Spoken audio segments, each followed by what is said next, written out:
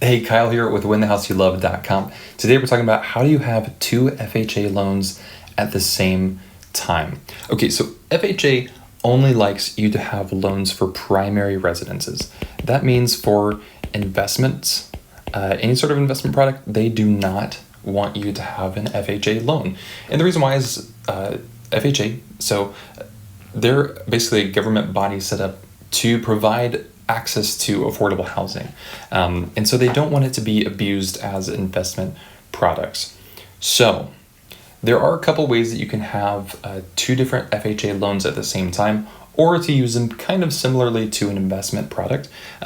So we're going to talk about four main ways that you can do this, and it's kind of four exceptions to the rule. So it's only for primary residences.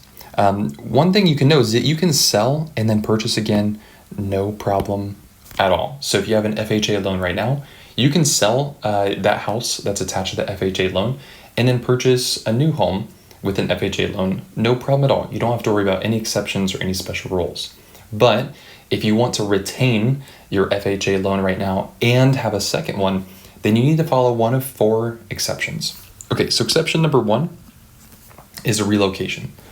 So FHA allows you to relocate and get a new FHA loan. So for instance, let's say you live in one city right now, and then you're going to go relocate, maybe because you had a job transition, and you want to rent out this current home and purchase a new primary residence with an FHA loan. You absolutely can do that. So FHA says you can relocate and establish residency outside of a reasonable commuting distance from your current principal residence.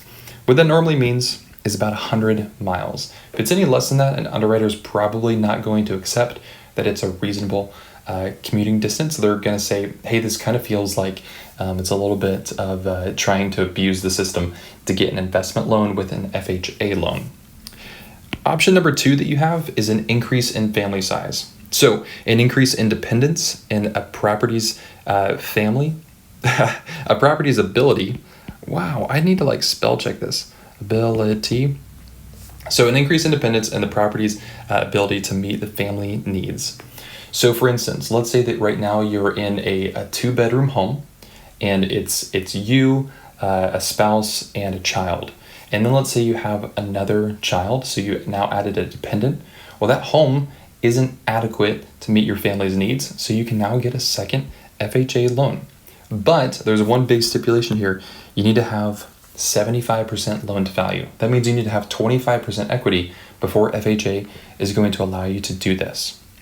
The third exception is vacating a jointly owned property that will remain occupied by a co-borrower. So let's say that you and your spouse are jointly on a mortgage right now. Let's say that there's a divorce and one of you vacates the property to go to another one.